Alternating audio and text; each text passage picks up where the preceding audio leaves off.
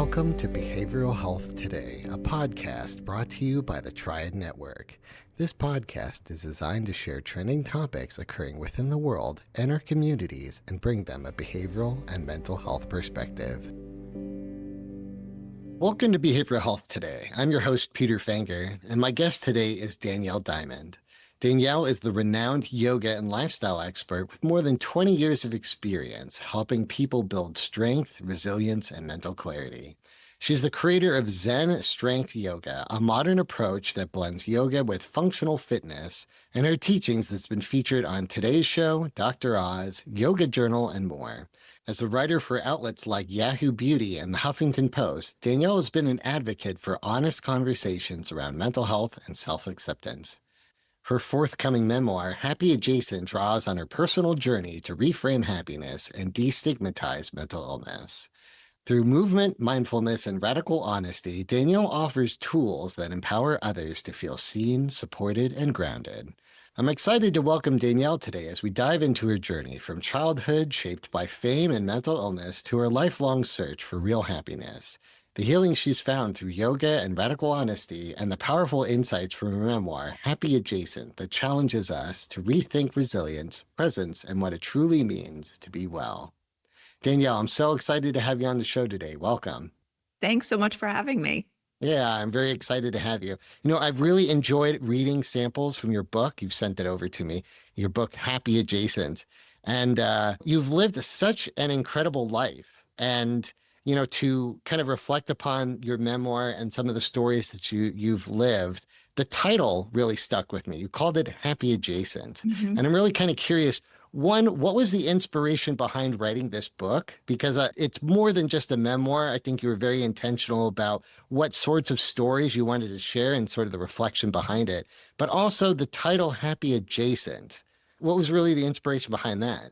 I mean, the title really is about the stories in the book where, you know, whether it was myself or my family members or the celebrities I was surrounded by, there's all these people who seem to be living the life and having everything that that society tells us we should have to be happy, but everyone's walking around miserable. And you're kind of just left there being like, well, I have a nice house, I drive a nice car, blah, blah, blah, blah. But I have all these things I thought that were going to make me happy and I'm still not happy. And then it almost becomes that, what's wrong with me? You know, so it's like, we're so close to that space of where we thought we needed to be happy, but we still can't feel happiness. So it's like being happy adjacent, you know? Yes. Yeah. Yeah. And just to give a little bit more context about maybe the stories and the life that you've lived, I'll summarize, and maybe you can correct me if I'm, going in the wrong direction. But Go ahead. Your childhood living in New Jersey, your father becomes a successful founder of the guitar heads that Eddie Van Halen would later use. So already propelled into the music industry, already mingling with celebrities that then come over to your house. You're meeting these folks at a very young age. Your mother is battling bipolar disorder, which also adds just this other layer of challenge to not only the family dynamic, but also your sort of understanding of the world and upbringing. A lot of success comes from your family and just the development of the guitar company. And then towards your entry into college, that wealth sort of dries up. And you immediately get crash land into this life where you're becoming an independent person, you're doing things on your own, you create sort of your own identity. And then along the way, complications between your family, there's a divorce that's very difficult for both your mother and your father separating. And then eventually the suicide of your mother, this also plays a major impact. Right. That's all just to go to say that you've had an incredible life, and with all these stories that involve you meeting celebrities, growing up sort of in the MTV environment, working on Unplugged, meeting other celebrities, but you've managed to create these stories and really create a humanity within, the different relationships in your life. And I guess I just want to sort of rewind all the way back to the beginning to talk a little bit about the childhood that you've had. And really, you're explaining sort of the relationship and dynamic between your parents, of your mother having bipolar disorder, and also your father running this successful guitar company with celebrities kind of coming through. Mhm. But in each of these adults in your life, they're all searching for perfection. And I want to ask you, how did that sort of shape your understanding or lifelong search for joy? Yeah. Well, it was interesting. So my mother was the perfectionist. Mm, As a result of her bipolar disorder, it was that, like, I guess her brain was wired that if everything around her was perfect, then she could be happy, whether it was the house being perfectly designed and, that everything set up one way, whether it was all of us looking the right way in a picture when we took the Christmas photo or the catering when we had a party. A lot of her anxiety around things being perfect was put on us, to like kind of perform that perfection lifestyle that she wanted. And on the other side, my dad was like super chill, but he was constantly in this mode of trying to be successful and trying to make my mother happy. So whatever that looked like on the daily basis, whether it was bringing her coffee in the morning or taking her on a luxury vacation or, buying her a new whatever, like whatever he thought was going to make her happy. So he was just constantly in this struggle of what else can I do? Nothing's working. right. Yeah, right. I think it's sort of this tie between material possessions and the appearance of perfection, right? We sort of again, I think our culture here in America is maybe a little bit more unique than maybe the rest of the world, but this idea of if I am able to achieve enough, I'll be able to be happy or Mhm. achieve that happiness. I know you have a story in your book about Eddie Van Halen. Mhm. Not only did he work with your father, but really getting to meet the man behind the celebrity.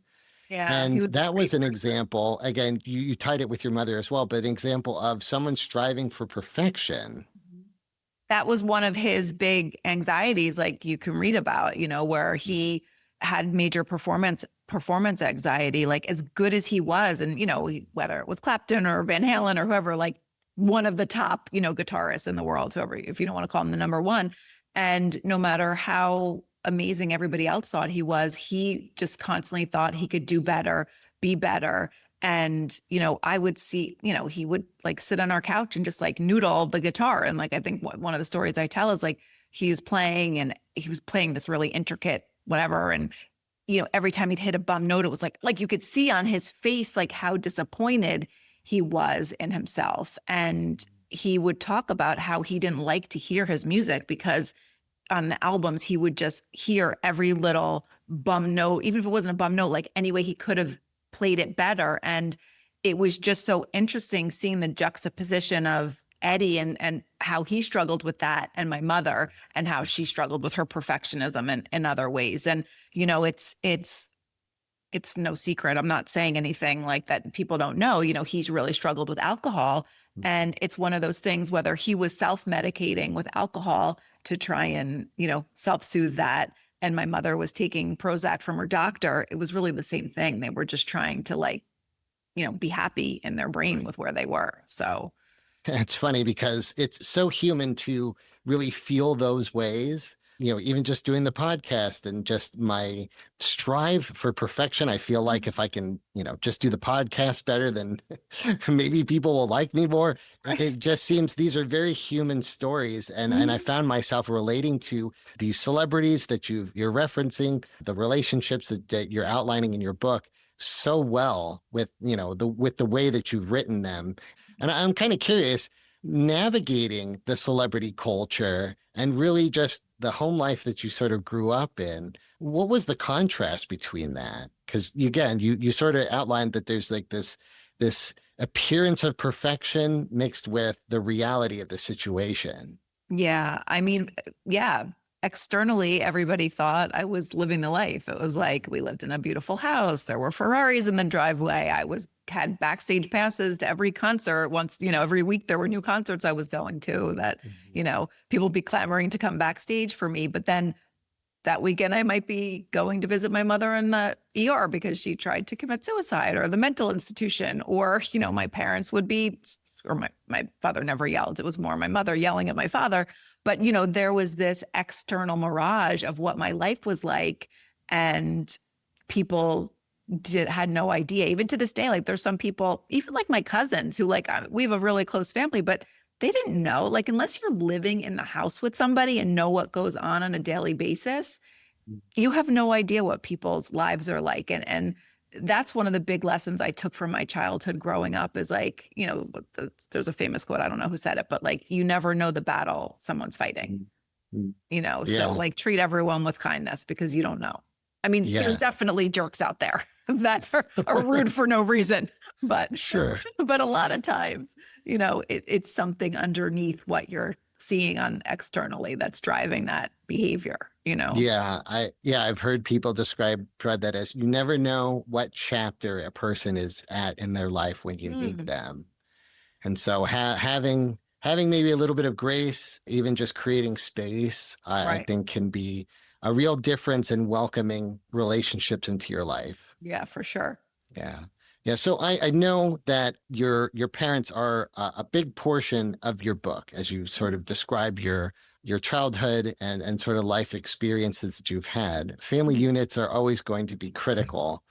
But I also recognize that you wrote your parents with a lot of empathy. As you describe them, you sort of put yourselves in their shoes or try to describe maybe ultimately what was going on.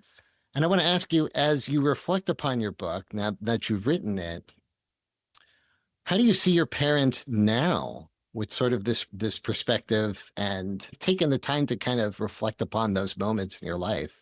hmm it's interesting because I don't know that there was so much of a difference from writing the book, maybe a little bit, but even more so just being an adult, because so much of this happened Yeah, when I was, 5, 7, 8, sure. 15. My mom died when I was 21. I was still really a kid. Yes. And growing up, it was like, no one talked about mental illness. Like you didn't talk about it. Nobody knew what was happening. I just thought my mother was just like sad all the time and crying and screaming for it's like, I didn't know.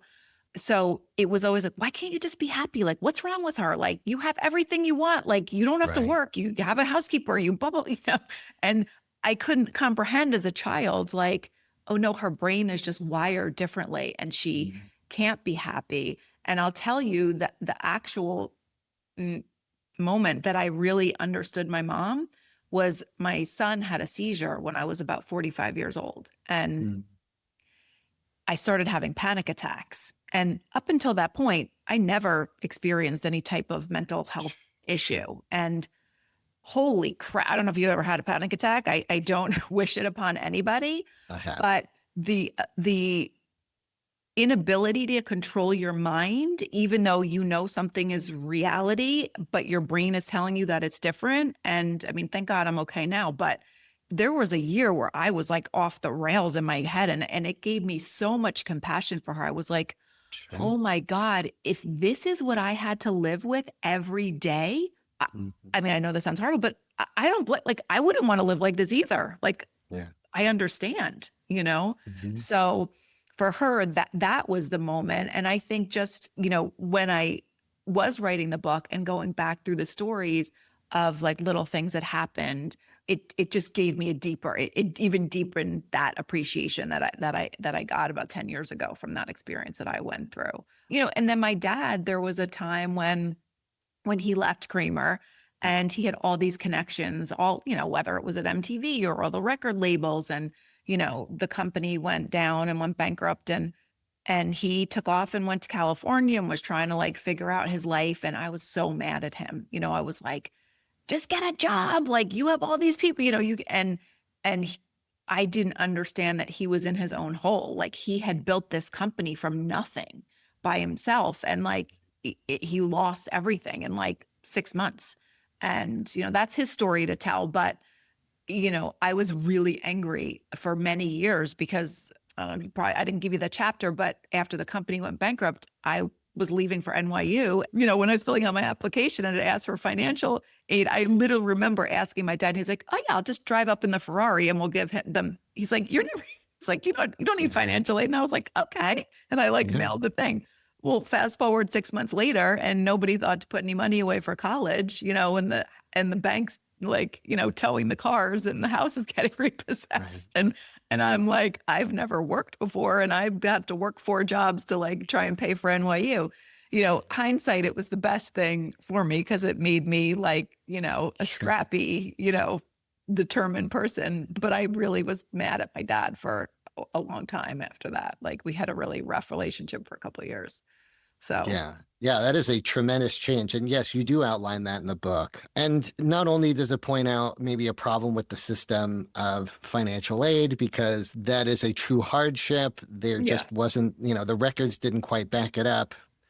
Again, problem with the system. But recognizing, again, at the end of that chapter, you're recognizing that this was something that happened to me, for me. yeah, for And there was sure. just so, again, to really see you turn that stone in that chapter where you're like, wow, man, that must have just taken so much resilience. Mhm. You're not like an adult, fully formed adult. You are a young 20 something having Yeah, to recognize I have to do this for myself. yeah. And again, that is a powerful story that you're telling in your memoir that again just really reflects the challenges, but also it was a nice moment of reflecting of maybe your identity, because Mhm. that was one of those stories where you sort of came to be your own person, Yeah.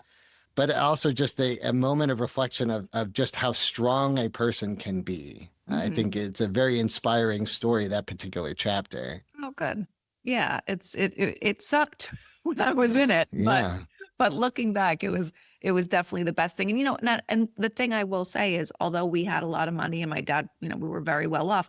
We had a housekeeper, a live-in housekeeper, and all this crap. My parents were still very like, I had to clean my own room, I had to make my own bed. When I got a car, it's not like everyone in my town was getting shiny BMWs, and it was like, do you want your dad's old Jeep? Here's what you, and Right. I'm like, yeah, like whatever. It wasn't so I wasn't that like kid who got just everything handed to them for, my parents still made me, work for things in the way that they could. So, it was still going and having to work 4 jobs was very different than cleaning my room, but at least I was somewhat groomed for being responsible. So Sure. Sure. I mean, again, that really comes down to you reflecting upon having good parents or good yeah. parenting.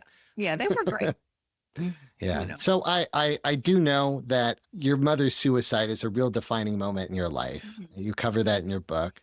Yeah. But I also want to highlight this one moment in that particular chapter to sort of summarize what's going on. You're at this point, your family is separated, your mother is living with her aunt, and she's had a pattern of behavior where she would disappear for a period of time. Mhm. And at this point in your life, you have an internship at MTV. You've got a pretty stable paycheck. And I think for you in that moment is a real foundation to really build off of. Yeah. And so things are starting to look stable. But there's still, those moments, again, connection to the family where things are kind of chaotic. And this is Mhm. one of them, right? And you mentioned in your journal on the day that she had disappeared that there was almost a relief that came from it. And that was a moment in your story where I instantly connected, having gone through moments in family where there's grief or a parent has finally passed on, and Mhm. feeling those moments of relief that this part or this chapter is almost gone or relieved for the moment. But then there's a lot of guilt that's attached to Yeah. it. As you sort of reflect on that in the story, how do you feel about that moment in your life now? Yeah.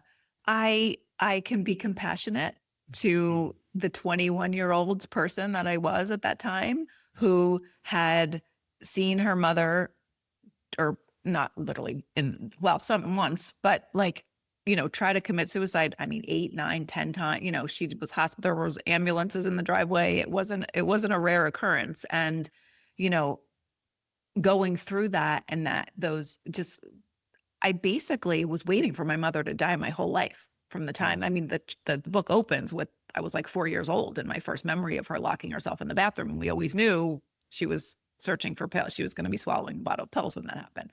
So it was almost like I prepared myself my entire life for that. And I almost kept her, at arm's length and never wanted to get too close with her because it was like I didn't want to let her in and have this great relationship, just knowing that she was basically, you know, could die at any moment. And so at that point, she had tried to kill herself the year before as well. And then we figured out a way to find where she was and we stopped her.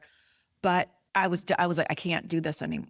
It was, I think when I was writing that, and there was a moment when I was writing the book that I almost didn't want to put that in because I was like, oh my God, I'm such a horrible person. And I was like, but this is who we are. Like, that's who I was at 21. Like, there was that. I can literally, I can't remember what I ate for breakfast this morning, but I can remember sitting there, writing that on my bed that night, thinking like, I don't know whether to be like scared or worried or relieved, because there was that sense of like, oh, okay, we're off the roller coaster. Yeah. And Yeah. yeah, obviously it was horrifying when she actually, when I got the news that she did die, but she left me a tape, an audio cassette. And I don't think that many people, I don't have that, at least. And I listen to it every once in a while, and I listen to it. I hadn't listened to it in a really long time. And I listened to it when I like get all teary.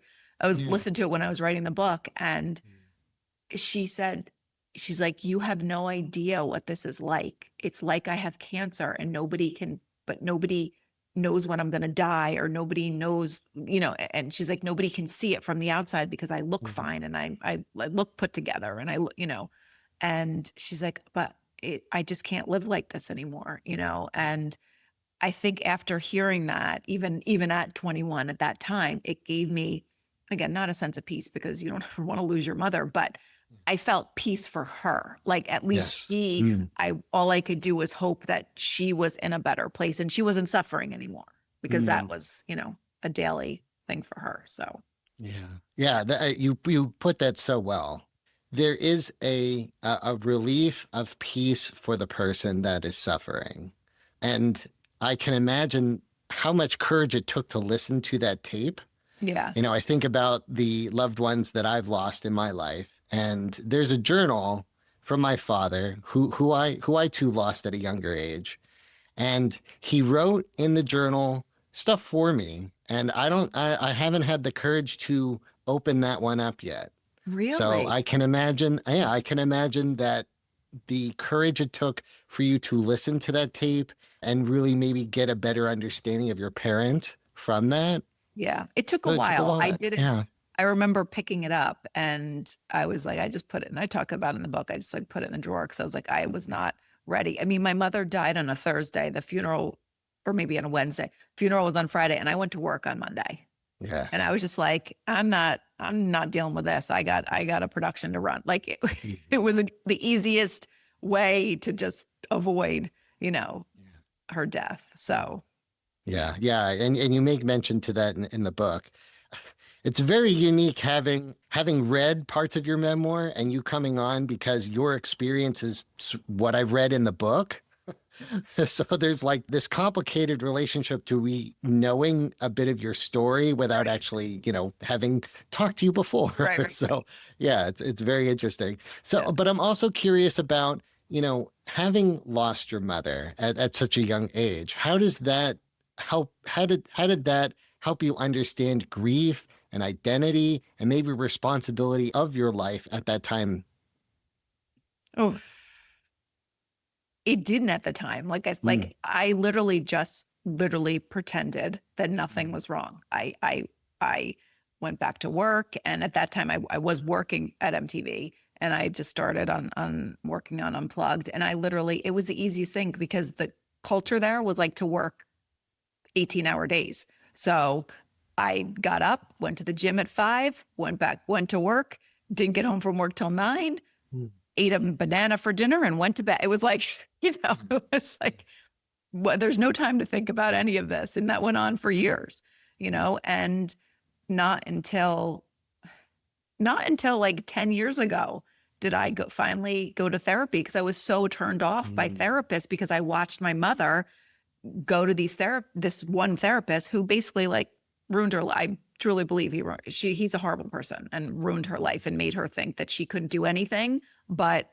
drive to his office and get a prescription and talk to him for an hour 3 times a week. And that was it. Like, she wasn't capable of having a life. So I was always so turned off by going to therapists. But finally I did. And I found one who was amazing. And because I was going through some stuff with my son about when he had that seizure. And she's like, I know you told me you've never talked about this. She's like, but I think it's important to connect Mm. this. And so working on the stuff with him, like, and the reason why I was having these panic attacks was because I was always waiting for something bad to happen when I was little. And my son having a seizure, like he was eventually diagnosed with epilepsy, and thank God he's okay. He's on medicine and he's been fine, but it can happen at any time and you don't know. So I was always on this edge of thinking something bad was going to happen. And it brought me right back to my childhood. And I just thought it was about the thing, but it wasn't about him. It was about the trauma of growing up for 21 years like that I never addressed. So, it was interesting. It was interesting unboxing that situation for a year, but it was really helpful. It was really Yeah. helpful in the end. Yeah, that is the unique relationships that we have when we work with folks within the mental health field, the folks like therapists. Mhm. But actually, reflecting upon your book really explores the significant relationships in your life that, have helped you understand yourself, helped to understand your identity, and this approach to life and happiness.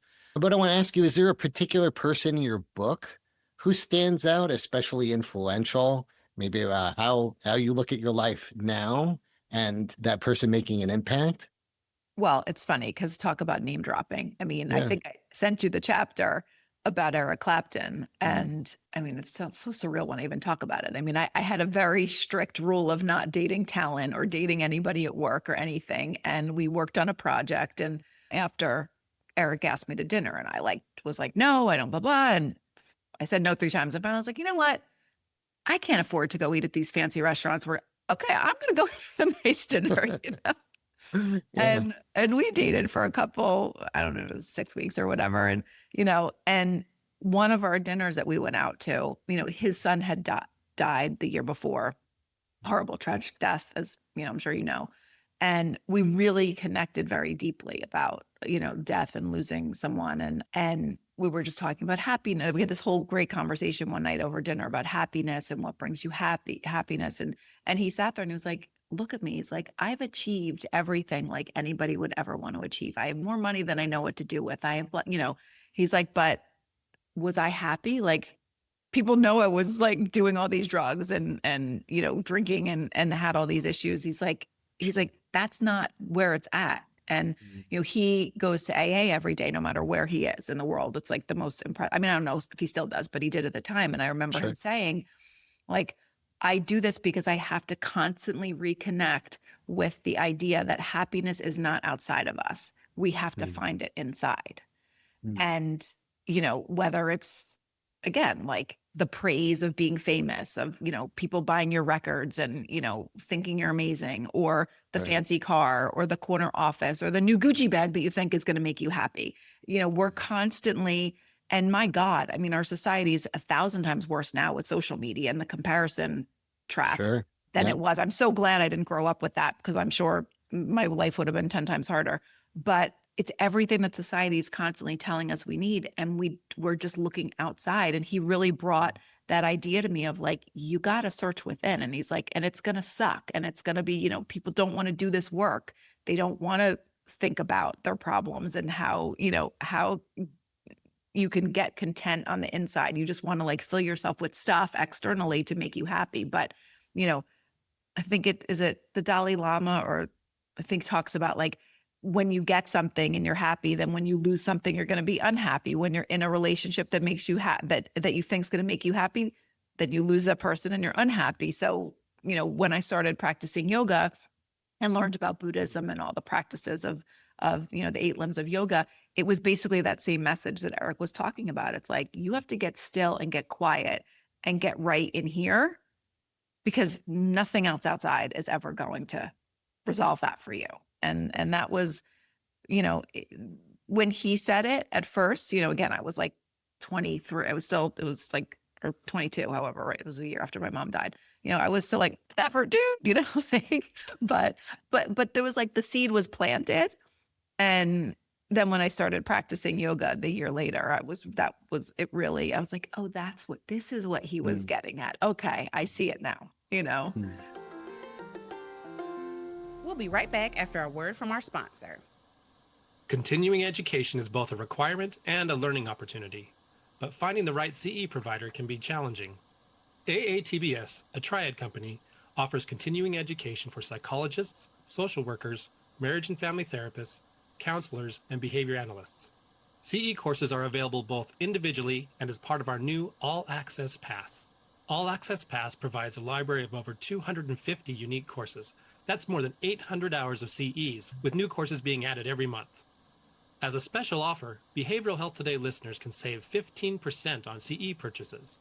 Visit us at aatbs.com/BHT and enter promo code BHT15 during checkout.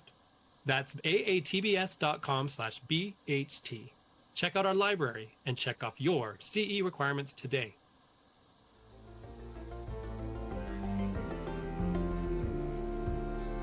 Yeah, it's so interesting to have that perspective about Eric Clapton. I did not know about maybe that realization that he had in his life in order to cultivate happiness from the inside. But having understood maybe a little bit of his career, what I've read from books and such like that, it makes a lot more sense into understanding his choices. Yeah. You know, I'm like, how do you go from Derek and the Dominoes to Eric Clapton Unplugged, right? But now understanding that that was sort of his path, his realization, and him cultivating happiness from himself, doesn't really matter what he plays electric guitar or whether or not he plays acoustic guitar. He's really connecting with his personal expression and cultivating that stuff himself. Yeah. So I thought that that was a very interesting peek into his life, but how that sort of rippled out into you and your life was also just another interesting connection. You know, you're talking about a guy who has had all the success and really kind of a little bit more experienced, even just having his experience of going through AA to Yeah. share that wisdom with somebody else and for them to carry it with the rest of their life is a profound expression of how when we, you know, sort of meet others in relationship and we sort of mirror their lives, Yeah. how it can come out in really right ways. Yeah. Well, he saw what I was going through, because after my mom died, I was like Yes. I was working out for 3 hours a day and like basically starving myself. And I was like, I didn't think I had a problem. I was on set all day and I was too busy to eat, I really, and, we ate dinner and we had many meals together, and he would see me eating, like picking around the oil or, whatever. And he was like, you have a food problem. Like I had an alcohol problem. He's like, you're just starving yourself instead of overeating, and I was like, and he asked me to go to an AA meeting with him. And at first I was like, well, I'm not an alcoholic. Like, well, he's like, just come, and then I went with him and I was like, oh, I get it. Okay. This is, I see, so. Right. And that actually encouraged you to go to a different kind of support group. It was Overeaters Yeah, it was Anonymous. OA. It was like Overeaters Anonymous, because I met somebody at the AA meeting with him. And she was like, this isn't, if you don't drink, this will be more helpful. Sure. And, but it was hard because I went and I was like a size 0 at the time. And I went into a room with women who were all like 250 pounds. Sure. And they were like, oh, right. Okay, little skinny bitch, like you have a problem. And, it's one of those things of like, you don't know what people are going through and unless you're walking in their shoes. But so I didn't feel comfortable there, but it was one of those things, like I didn't need to go any further. I got the seed was planted in the meeting and from him. And it was like, okay, I'm going to take this and let it simmer for a little bit. And I'm going to figure out where I can find this, but that works for me. And then that's when the yoga came in. So yeah, talk to me about that transition. Again, you started a childhood rubbing elbows with celebrities. You transitioned that into your role with MTV, and then you transitioned that into your interest and eventual career in yoga. Yeah. Well, it was hilarious because I was one of those, like I said, I was like runner, spinner. I'd go to Equinox for like 3 hours in the morning. I was like hardcore exercise. And the only thing I knew about yoga was like my grandmother did it, like I saw her doing yoga growing up, like rolling around on the mat. And I was like, that's lame. So when I was working for MTV, we were on a break from Unplugged, and we would be put on different projects when we had a break. So they were making a new fitness video, and the executive producer was like, we're doing this boot camp video. And he was like, but we need like a fun little like 15-minute thing at the end. Like just find the new exercise. Now this was in 1995, I think, or 96. And like there were 3 yoga studios. Like I remember looking in the phone book, there were like 3 yoga studios. And I was like, these are going to be lame. And then I found one on St. Mark's Place, which was like the rock and roll street in East Village. And I was like, all right, well, if it's on St. Mark's Place, that's probably like cool. So I went and thinking like, oh, this is going to be so lame. And I took this class with Sharon Gannon, who was the founder of Jivamukti at the time, this little studio.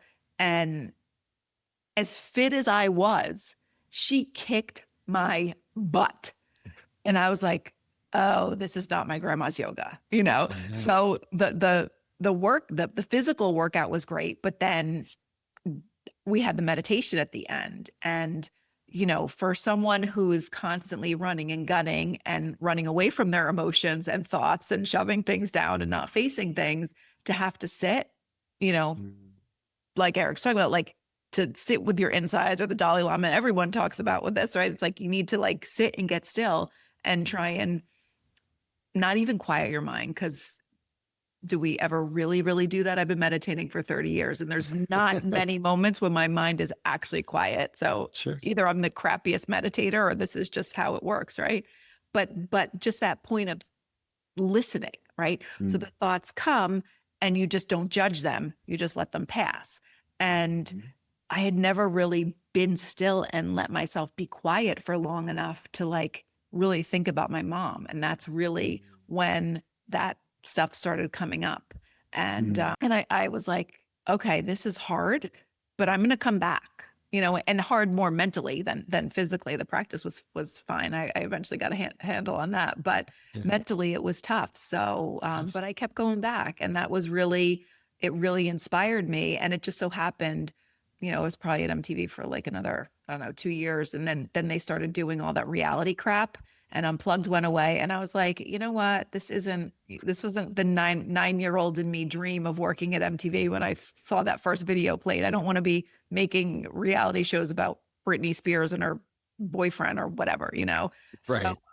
So I left and I got certified to be a yoga teacher. And then I created my own yoga brand and kind of, went on a different path. And listen, it's not to say I didn't miss it, because it was a wild, amazing time. Like it was the best job ever. Like I loved every minute of working of that job, but it just wasn't serving me anymore. So it was time to move on, and it all worked out. Yeah, I love that transition. I'm also kind of curious about maybe just understanding your memoir as you've written it, and really reflecting upon your past. How have you maybe approached, because you've mentioned your son a few times, how maybe have you approached parenting differently as you sort of reflected upon that? That's a great question. So, my boys are 23 and almost 25 now. So, but I started meditating before they were born. So my kids grew up knowing when they were old enough to, if the door was shut in the morning, unless you or the house are on fire or someone's bleeding, do not knock on that door for 20 minutes. Like go do whatever you've got to do, but don't bother me. And it absolutely made me a better parent. There were times when, 2 boys, the little boys can get a little, I was lucky. They were actually really good kids, but, there still could be rambunctious. And, there were times when they would be doing whatever they'd be doing. And like, the initial reaction, just like when someone cuts you off in traffic, is be like, what the, and I really taught myself with my yoga practice to stop. And as we call it, like mind the gap, right? So there's that gap between action and reaction where you choose, right? And it happens so quick that we usually just react, out of habit, out of past conditioning. And to retrain your brain to stop and pause and think. And for me, it was, I specifically would think, how do I want to feel about this in 5 minutes? Do I want to feel like I'm a horrible mother? Or do I want to feel like I took a second, I made myself take 5 deep breaths. I would literally, like my kids know, I would turn around from the situation, I would breathe, and then I'd turn around, and then I would be like, okay, they're fighting over the video game controller. Like, is this really something to like die on a sword for? Like, or is it just like, I'm taking it away and you can go play outside? Like, but that way that I parented them, I think, or that lesson that I learned from yoga that I brought into my parenting changed my relationship. I think it really helped my relationship with them growing up because they knew that I was always coming into a situation. And again, when I say always, hopefully 90% of the time, there were still times when I'm sure I flew off the handle and screamed at them because that's just human, right? As a parent. But I really thought about how I wanted that interaction to be and what I wanted them to take away and learn from the situation instead of just acting on my feelings and wanting to like yell at them because they were being annoying. You know, it is a special power to recognize that we can actually have some agency over our emotions and how we want to show up. Yeah. And what you did right there is something, you know, I'm very much still in practice, trying to find that moment, trying to recognize it and take a pause. But having just those, you call it, you know, CBT techniques, having just that little moment to take a pause and keep your brain online can be really the difference of, I don't know, showing up for your children differently, showing up for somebody else in relationship differently. I can so appreciate how you've integrated both that into your yoga techniques as well as into, you know, your relationships with your family. Oh, thank you. Yeah. And it's interesting because the one thing that I'll say about that too is like, it's with your kids and then it's everyone else, right? So everyone has their triggers and mine is customer service people, like the representative when you're screaming, when you're trying to get something done on the phone. And like, that's my trigger. And I know that like when I've been on hold for a half hour and have been talking to 5 different people and no one could figure out who I need to talk to, and it makes me want to go crazy. And I really try and just be like, it's not their fault. Don't yell at them. They're just the messenger, you know? That's right. Yeah, that's right. So I know that you've written your book very intentionally as a memoir, in a memoir format. And I want to ask you, what do you hope readers who have come alongside your personal story, rather than maybe experiencing themselves, what do you hope that they take away? Listen, I think there's different audiences for this book, right? There's people who might have be living or have lived with somebody who has mental illness, and I hope from that they see another side and it makes them feel seen and not alone, and know you're not a jerk for wanting to escape sometimes or for feeling pressure to like save someone and all the things that come along with that. And then I think there'll also be that audience of like, the comparison trap people who are living in that world of like, why am I not happy? I have everything in the world I need, or as society tells me that I need, and I still hate my life. And how to overcome that, hopefully, because it's not easy. And again, there's still days like I'm not perfect. Like it's they call it a practice for a reason, right? There's definitely days where like something will go sideways and I'll be like, oh, and I'm like, stop, like your life is, I always try and go back to gratitude of like, you're so lucky, and just appreciate, what you have and try and live in that. Because I think gratitude's almost become this like stupid meme, like Instagram graphic thing where it's just like enough about the gratitude already, but it really is life-changing. Like if you actually practice it, it's amazing.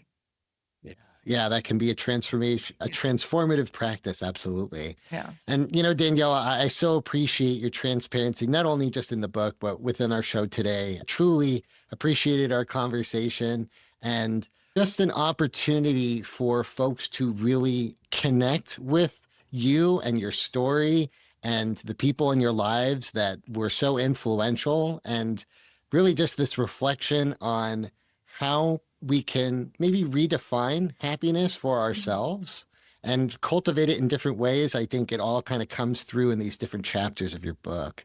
So I want to thank you very much for coming on to our show.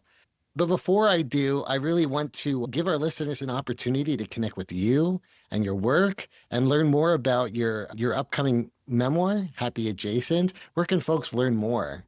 So I have a website up at happy-adjacent.com, and there's a little video intro, and you can get on the list so that you'll get alerted when the book comes out. And I made a commitment to myself to start a Substack in January. So I'm going to be doing that, dripping little bits of the book out and other stories. So, Well, I look forward to that. For today, thank you very much, Danielle, for coming on to our show. thank you for having me. It's been great. And I want to thank you, our listeners, for taking the time to join us. You can follow us on our social media at Instagram, TikTok, LinkedIn, YouTube, and more at Behavioral Health Today. If you like our show, please give us 5 stars and leave us a review. As always, the resources for this episode and an archive of all of our other episodes can be found on our webpage at triadhq.com/BHT. And we look forward to having you back with us next time on Behavioral Health Today. We appreciate all the support from our community, and if you like our show, one of the best ways you can support it is by giving us a 5-star rating and leaving a review. Behavioral Health Today is a podcast part of the Triad Behavioral Health Network, all rights reserved.